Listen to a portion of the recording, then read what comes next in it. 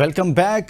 Pakistan super league 2025 के आज के मैच में पेशावर ज़ल्मी ने कामयाबी हासिल की है। इस्लामाबाद यूनाइटेड जो पॉइंट टेबल पर सबसे टॉप पर है उसको शिकस्त का सामना करना पड़ा है और मजमूई तौर पर इस्लामाबाद यूनाइटेड को इस टूर्नामेंट में दूसरी शिकस्त का सामना करना पड़ा है और पेशावर ज़ल्मी अब बेहतर पोजीशन में आ रही है। वो पेशावर ज़ल्मी जो सबसे नीचे थी, यानी कि मुल्तान सुल्तान 6ठे नंबर पर थी और ये 5वें नंबर पर थी। इससे पहले ये भी कुछ अर्सा 5वें नंबर पर रही, लेकिन अब पेशावर ज़ल्मी बेहतर होती जा रही है।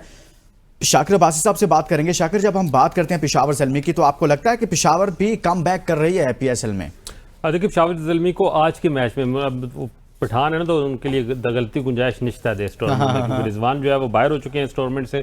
तो बाबर आजम भी आखिरी उम्मीद है रिजवान की भी, और वो भी चाह रहे हैं कि उनका कप्ताना जो है वो बरकरार रहे इस टूर्नामेंट में। और ये जीत आज की जीत में, जिससे पहले बात कर रहा था कि आज की जीत पेशावर ज़ल्मी के लिए, और फिर जीत में बैट कैरी करते हुए जो है वो बाहर आना, जितवा के बाहर आना। बड़े अरसे बाद हमने देखा है कि कोई टीम जीत रही है पाकिस्तान या पीएसएल में, और जो है वो बाबर आजम उसको रोल प्ले कर रहे हैं और वो बाहर आए, तो यकीनन ये अच्छा साइन है पेशावर ज़ल्मी के लिए, बाबर आजम के लिए।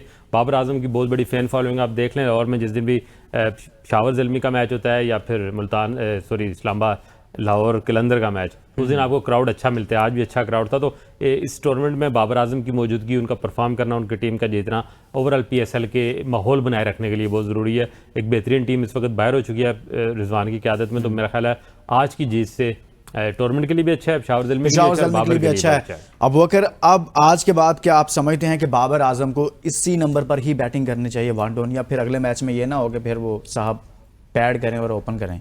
देखिए, जिस तरह की आज परफॉर्मेंस रही पेशावर की, देखिए जो पॉइंट ऑफ कंसर्न है वो बाबर नहीं है मेरे लिए पेशावर ज़ल्मी के लिए, वो साइम अयूब है। देखिए, साइम अयूब हमेशा से एक वो स्टार्ट देते थे जो कि बाबर आजम को भी इतना कुशन देता था कि जिस स्ट्राइक रेट के साथ, जिस तरह मास खेल रहे हैं, तो उनके साथ अगर बाबर अपनी नेचुरल गेम खेल रहे हो तो ये वो कॉम्बिनेशन है जो बड़ा फ्लरिश करता था पेशावर ज़ल्मी की जीत को। तो जब ऊपर से साइम अयूब उस तरह की परफॉर्मेंस नहीं दे पा रहे और बाबर जिस तरह उनकी भी परफॉर्मेंस नहीं आ रही, और साथ ही साथ कोई ऐसी इनिंग्स जो बिल्डअप नहीं कर पा रही। एक इनिंग्स है मोहम्मद हारिस की, देखें उसने पेशावर को मैच जितवा दिया। इसी तरह मास की अगर बात की जाए तो ये पेशावर के लिए बड़ा इंपॉर्टेंट है साइम अयूब का भी बाबर से ज़्यादा क्लिक करना। और साथ ही साथ जिस शाकिर ने बात की, बिल्कुल ठीक है। देखिए, कोई भी शायद ये नहीं चाहेगा कि जो ग्रुप स्टेजेस के मैचेस हैं वो बिल्कुल डेड रबर बन जाएं और बिल्कुल इंटरेस्ट लोगों का खत्म हो जाए। ऑलरेडी हमने देखा कि बहुत ज़्यादा शायकीन जो हैं वो स्टेडियम्स का रुख नहीं कर रहे। तो पिंडी में अब अगर पेशावर के जो बाकी मानदा मैचेस होंगे वो इंपॉर्टेंस इसलिए भी इख्तियार कर देंगे, Peshawar is back in the game. 3 matches उनके बाकी हैं, उनमें से 2 लाहौर और कराची के अगेंस्ट हैं। तो ये बड़ा इंपॉर्टेंट होगा कराची और लाहौर के लिए भी कि देखते हैं कि वो कैसे बिल्डअप करते हैं। लेकिन पेशावर के लिए भी बड़ा अच्छा है, पीएसएल के भी बड़ा अच्छा है, और इवन बाबर आजम के लिए भी, क्योंकि पिंडी का जो क्राउड है वो सिर्फ इस्लामाबाद यूनाइटेड को सपोर्ट करने के लिए नहीं आता। इवन पेशावर और इस्लामाबाद के मैच में बाबर और पेशावर के सपोर्टर्स जो है वो कंपैरेटिवली ज्यादा होता है इस्लामाबाद से। तो बड़ा इंपॉर्टेंट था पेशावर का आज का जीतना इस टूर्नामेंट को अलाइव रखने के लिए। और यस, आपकी बात बिल्कुल ठीक है कि जिस नंबर पे आके बाबर की आज की परफॉर्मेंस है, देखिए अगर ऊपर से जल्दी कोई आउट होता भी है तो वो ऑटोमेटिकली ओपनर बन ही जाते हैं, तो शायद उनके लिए ज्यादा सूटेबल है। और मोहम्मद हारिस के लिए भी बेहतर है। इवन अगर वो 2 आउट भी चले जाए और हारिस को प्रमोट कर दे 1 डाउन में, तो शायद ये भी कोई बहुत ज्यादा बुरा डिसीजन ना हो।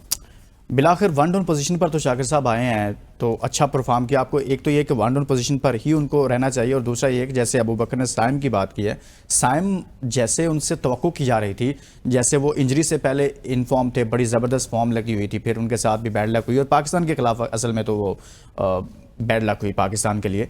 अब वो उस फॉर्म में नजर नहीं आया इस टूर्नामेंट में अभी तक। देखिए, साइम ने जब आके पहला मैच खेला और बड़ी ज़बरदस्त इनिंग्स थी उनकी, तो ऐसे लग रहा था जहाँ से वो अपनी इनिंग्स छोड़ के गया था, जहाँ से वहीं से उसने शुरू की। लेकिन उसके मुसलसल अब 6 मैचों में उसकी नाकामी मेरे लिए बॉलिंग पर फोकस तो नहीं किया हुआ, वो बॉलिंग भी मेरा नहीं ख्याल ऐसा, लेकिन उसकी सोच, उसकी ख्वाहिश और उसकी क्लास ही बेसिकली बैटिंग ही है। वो बैटिंग के जोर पे अपनी क्रिकेट खेलना चाहता है। लेकिन मेरे लिए पॉइंट ऑफ कंसर्न ये नहीं है कि पेशावर ज़ल्मी के लिए परफॉर्म नहीं कर रहा। मेरे लिए पॉइंट ऑफ कंसर्न ये है कि is a integral part of Pakistan T20 team, और उसका फिट होकर वापस आना तो अच्छी बात है, लेकिन फिट होकर उसका फॉर्म में ना आना ये बड़ा जो है वो डिसअपॉइंटिंग है, क्योंकि आगे पाकिस्तान को उसने खेलना। और अगर वो पीएसएल में भी अपनी, देखिए मैच प्रैक्टिस तो उसको किसी भी बड़े इवेंट से पहले पाकिस्तान पीएसएल में मिली, और यहाँ की मैच प्रैक्टिस उसकी नज़र नहीं आ रहा कि वो अपना रिदम वापस पकड़ रहा है, वो अपना कॉन्फिडेंस उसको वापस लेना पड़ेगा। अब जो इतनी मुसलसल उसकी नाकामियाँ है ना, वो उसको वापस वहाँ पीछे ले जाएगी जो उसने इंटरनेशनली शुरू में उसको नाकामियाँ मिली, फिर उसने कामयाबियाँ हासिल की और वो सब साइम कहने लगे। तो मेरे लिए पॉइंट ऑफ कंसर्न पीएसएल नहीं है, मेरे लिए पॉइंट ऑफ कंसर्न ये भी है कि वो पाकिस्तान को उसने ओपन करना है और वो अपना रिदम नहीं पड़। जहाँ तक बाबर की बात है, बाबर को मोहम्मद हफीज़ ज़्यादा क्रिकेट समझते हैं, वो प्रोफेसर है, वो इसलिए बाबर को उठा के नंबर 3 पे लेके गए थे कि आप इस नंबर पे खेलो, जो उसने लड़ झगड़ के वापस उसने ऊपर आना था। लेकिन यहाँ पर आज उन्होंने अच्छा परफॉर्म किया। आगे बढ़ते हैं और आप कुछ बात करेंगे।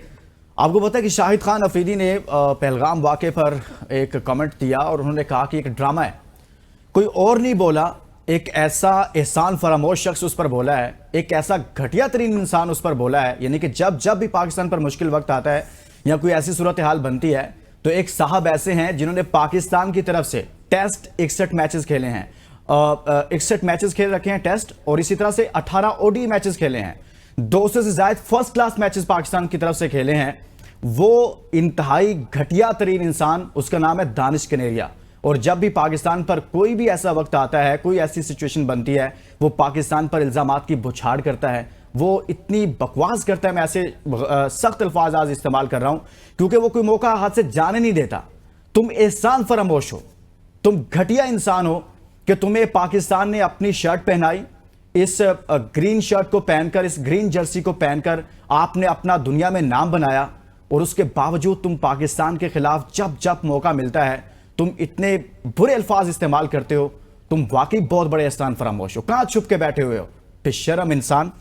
इस बंदे को पाकिस्तान ने इतनी इज्जत दी।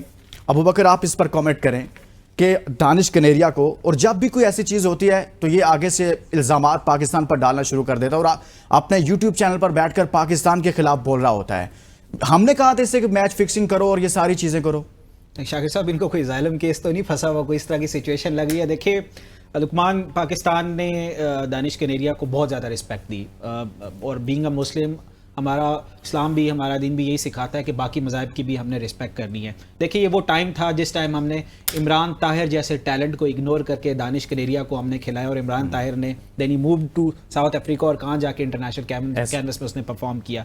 तो दानिश कनेरिया की जो प्रॉब्लम है शायद कुछ पर्सनल ज़्यादा लग रही है, स्टेटिक बिल्कुल भी नहीं लग रही। और आप अगर डोमेस्टिक क्रिकेट में भी उस टाइम के क्रिकेटर्स को उठा करके देख लें तो बहुत ज़्यादा लोग आपको नजर आएंगे, और वो तो गवाही देंगे थे यार। सर, वो गवाही देंगे कि ये उस टाइम भी रिलीजन कार्ड प्ले करता था। मैं इस चीज को टच नहीं करना चाहता था, लेकिन इन्होंने जानबूझ के, दानिश कनेरिया ने वो रिलीजन कार्ड प्ले करके कि देखें जी, मैं चूंकि इस रिलीजन से बिलीव करता हूं तो मुझे इन आउट होता था, एग्जैक्टली इन आउट होता था, तो ये कहीं ना कहीं उस वक्त भी ऐसी घटिया हरकतें तुम उस वक्त भी ऐसी करते थे। जो पाकिस्तान की तरफ से तुमने 61 मैचेस खेले हैं ना, उस वक्त भी जब इन आउट होता था, वो तो बाकी प्लेयर्स के साथ भी ऐसा होता था। लड़के ड्रॉप होते थे, वापस आते थे, कम बैक होता था, लेकिन तब भी तुम ऐसी घटिया हरकतें करते थे। लेकिन तुम्हें आज भी शर्म नहीं आ रही? अगर तुम्हें पाकिस्तान ये चांस ना देता, तुम 18 मैचेस 61 मैचेस डोमेस्टिक पाकिस्तान से ना खेलते, तो तुम्हें कौन जानता कि तुम दानिश कनेरिया हो? छुप के बैठे हुए हो, बुज़दिल आदमी। देखिए लुकमान, शाकिर, आप कुछ इस पर बात आपके पॉइंट से पहले मैं एक चीज करना चाहूं। देखिए, जो आखिरी 48 आवर्स में उनका जो पॉइंट है, जो डिस्कस हो रहा है, कि दानिश कनेरिया का ये कहना जी कि कोई भी पाकिस्तानी जो वो किसी बैरून मुल्क में जाता है तो पाकिस्तानी की पहचान कोई नहीं होती, उसे अपने आप को इंडियन बोलना बताना पड़ता है, तो लोगों को समझ में आती है। अच्छा, आप फलाने कॉन्टिनेंट से, इस बेशरम आदमी को बताओ, पूरी दुनिया घूमे, इसकी जिंदगी से पाकिस्तान को अलग कर दो। मुझे बताओ, इसको कौन जानेगा दानिश कनेरिया को? इस तरह का कोई आपको ये दुनिया को भाषण मिला कि पाकिस्तानियों को इंडियन अपना बताना? देखिए, मैं समझता हूँ कि दानिश कनेरिया की जो मौजूदा हालात हैं उसमें शायद उनको ये चीज़ें एंटी पाकिस्तान स्लोगन या इस तरह की बातें करने शायद सूट करती हो, कि किसी ऐसे मुल्क में बैठा हो, क्योंकि उसकी इंटरनेशनल क्रिकेट और छुप के बैठा हुआ है, छुप के बैठा है, करतूत ऐसे हैं, काले करतूत हैं, फिक्सिंग के इल्जामात हैं, फिक्सिंग की वजह से सारा वो कैरियर बंद है। तो इस तरह के लोग ऐसे हरकतें करते हैं। वो उससे पहले भी एक बयान दे चुका है कि शाहिद अफरीदी ने उस पर बड़ा जोर लगाया कि वो इस्लाम कबूल करे, इस तरह का भी बयान वो दे चुका है। तो मैं समझता हूँ कि पाकिस्तान क्रिकेट ने ये बहुत अच्छी बात है कि हमने एक अक़लियती जो है वो हमारी जो कम्युनिटीज़ हैं उसमें से भी एक लड़के ने आकर पाकिस्तान में सर्व किया। अच्छा, जितनी अरसा वो क्रिकेट खेला उसने पाकिस्तान को सर्व किया। नहीं यार, ये होता कौन है पहलगाम पर आकर कमेंट करने वाला? मतलब इसकी हैसियत, तो इसकी क्या हैसियत है कि आकर मौजूदा हालात पर बात समझता हूँ कि देखो ना, यहाँ कल परसों रिजवान से भी तुम्हारा ताल्लुक क्या है उसके साथ? रिजवान से भी इस हवाले से पूछा गया तो उसने भी कोई इस तरह की कभी सख्त बात नहीं की इंडिया के हवाले से भी। तो अब चाहे जाए कि आप अपने मुल्क के हवाले से कोई बात करें इस तरह सख्त, तो यार मुझे ये मसला नहीं है। क्रिकेटर है, दुनिया का कोई भी क्रिकेटर है, हमारे लिए काबिल एहतराम है, हम उस फील्ड से हैं, हम रिस्पेक्ट करते हैं, इज्जत देते हैं। लेकिन इस बेशरम आदमी को पाकिस्तान ने इज्जत दी, ये दुनिया को ये बताया, जैसे अबू बकर कह रहा है कि वो दुनिया को बताता है कि जी दुनिया में हमें तारुफ ये करवाना पड़ता है इंडिया की वजह से। मैं आपको अपनी बताऊं, इसके अपने नाम से आप पाकिस्तान हटा दो, इसकी औकात क्या रह जाएगी? अभी भी ये दुनिया में जहां जाता होगा क्या कहता है, क्या बताते होगे दुनिया में? आप अपना तारुफ क्या करवाते होगे कि मैं पाकिस्तान से खेला हूं, मैं इतने मैचेस खेला हूं, मैंने इतनी परफॉर्मेंसेस दी हैं। बेशरम आदमी। वैसे इस पॉइंट पे आके शाकिर ठीक लगता है ना, मैं आपको बता रहा हूँ कि मैं 5 बरे-ए-आज़म घुमा हूँ, 15-20 मुल्क घुमा हूँ मैं। हमें तो कभी जाके कहीं ऐसा नहीं करना पड़ा कि मैं किसी को बताना पड़े कि मैं पाकिस्तानी नहीं हूँ या किसी और मुल्क से हूँ। प्राउडली बताते हैं, और पाकिस्तान का बहुत से शोबों में पाकिस्तान के लिए जो है वो बड़े नामी गिरामी लोग बैठे हैं, बड़े लोग रिस्पेक्ट करते हैं। दानिश के एरिया से मैं अफसोस ही कर सकते हैं उसके किरदार। अफसोस क्या करना है यार, इस घटिया तरीन इंसान ने ऐसी हरकतें की। एक बार हो ना, बंदा कहता है यार चले, किसी का भी हो सकता है। पाकिस्तान में भी समटाइम लोगों के साथ कुछ ज्यादती होती है सिस्टम की वजह से, इधर उधर से, और लोग थोड़ा सा अंदर से बोलते हैं। लेकिन ये ऐसा इंसान है कि हर टाइम इसने दुकानदारी पाकिस्तान के नाम पर चला रही है कि पाकिस्तान के खिलाफ बोलने के नाम पर। यार वैसे लुकमान इस पॉइंट पे मुझे लगता है जो through out the career Danish Kaneria का, जब कमरान अकमल जो विकेट के पीछे इनके कैचेस छोड़ते रहे, अब शायद लग रहा है वो जस्टिफाई कर रहे थे, बिल्कुल ठीक करते रहे। वरना वो एक ये बहस भी होती थी कि इनकी विकेट्स बहुत ज्यादा होती है अगर कमरान अकमल इतने कैचेस ना छोड़ते। देखिए डिस्पाइट द फैक्ट मैं ये समझता हूँ कि इतनी इंपॉर्टेंस भी हमें नहीं देनी चाहिए थी कि दानिश कनेरिया को अंडर डिस्कशन लाएं, क्योंकि बिलो द बेल्ट आदमी है, बिलो द बेल्ट डिस्कशन है। Pakistan is beyond Danish Kaneria. हमें पाकिस्तानियों को दानिश कनेरिया की स्टेटमेंट्स या इसके स्टैम्प की जरूरत नहीं है कि हमें बाहर जाके क्या करना है। देखिए एक इंसान अंदर से अगर खुद गंदा हो तो उसके लिए प्रॉब्लम जरूर होती है। हम तो प्राउडली जाके कहीं भी पाकिस्तान को being a sports journalist represent करते हैं तो प्राउडली बताते हैं पाकिस्तान से हमारा ताल्लुक, और क्यों ना बताएं। घटिया तरीन इंसान है ये। दिखाएं जी पॉइंट्स टेबल दिखाएं, फिर बात करते हैं इस पर। पॉइंट्स टेबल इस्लामाबाद यूनाइटेड इस वक्त 7 मैचेस और 10 पॉइंट्स के साथ टॉप पर है, और 2 मैचेस में अब उसे शिकस्त हुई है। लाहौर कलंदर्स दूसरे नंबर पर है और कोयटा ग्लैडिएटर्स तीसरे नंबर पर है 9 पॉइंट्स के साथ, और कराची किंग्स इस वक्त चौथे नंबर पर है 8 पॉइंट्स के साथ। तो पेशावर ज़ल्मी इस वक्त 6 पॉइंट्स हैं, आई थिंक, अगर मैं गलत नहीं हूँ तो 7 मैचेस में। अच्छा, यहाँ पे अबू बकर क्या सिचुएशन बन रही है पेशावर की पॉइंट्स टेबल को देखकर? पेशावर के अगले जो मैचेस हैं उनको देखें तो कोयटा के कुछ मैचेस को सामने रखें, तो आपको लगता है कि पेशावर की स्पेस बन रही है टॉप 4 में? देखिए मुल्तान के अलावा टूर्नामेंट इज अलाइव नाउ। आज की जो मैच का रिजल्ट है उसके बाद टूर्नामेंट बिल्कुल ओपन हो चुका है। स्पेशली तीसरे और चौथे नंबर वाली जो टीम्स हैं और उसके बाद जो पेशावर ज़ल्मी है फॉलोड बाय पेशावर ज़ल्मी, अब जो अगले मैचेस है वो बहुत ज़्यादा इंपॉर्टेंट हो जाएंगे। और अब मज़े की बात ये है कि जो टॉप 2 टीम्स हैं उनके अलावा जितने भी मैचेस हैं उनके रिजल्ट्स जो है वो एक दूसरे के साथ इंटरलिंक कर रहे होंगे। तो अब रन रेट भी बहुत इंपॉर्टेंट नजर आ रहा है। हो सकता है कि चौथे और 5वें नंबर वाली जो टीम है वो टाई कर सकती है, उसके बाद आपको रन रेट के ऊपर रिलाई करना पड़े कि प्ले ऑफ कौन सी टीम खेलेगी। और यहाँ पर पेशावर ज़ल्मी के अलावा मैं इस्लामाबाद यूनाइटेड के हवाले से भी बात करना चाहूँगा।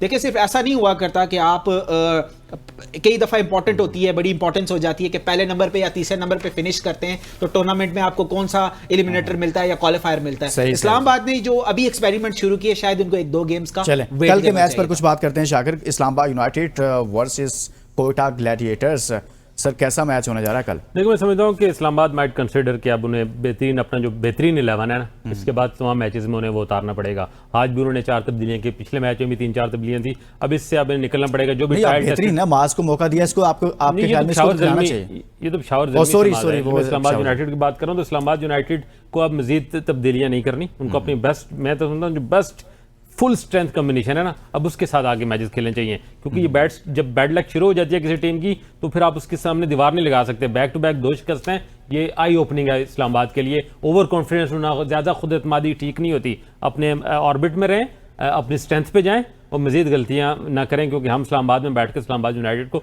सपोर्ट कर रहे हैं। तो हमारा एज अ फैन हमारा उनसे मुतालबा है कि आप अपनी फुल स्ट्रेंथ के साथ जाएं, बेस्ट कम्बिनेशन खिलाएं। और आपने जो ट्रायल टेस्ट करने थे वो कर लिए, अब इसके आगे आपको अपनी बेहतरीन कम्बिनेशन के साथ जाना चाहिए। अबू बकर, कल का मैच लास्ट टाइम अगर हेड टू हेड भी अगर बात कर लें, कंपैरिजन कर लें इस्लामाबाद और कोयटा की, लास्ट टाइम 2024 में यानी लास्ट एडिशन में कोयटा ने इस्लामाबाद को हराया।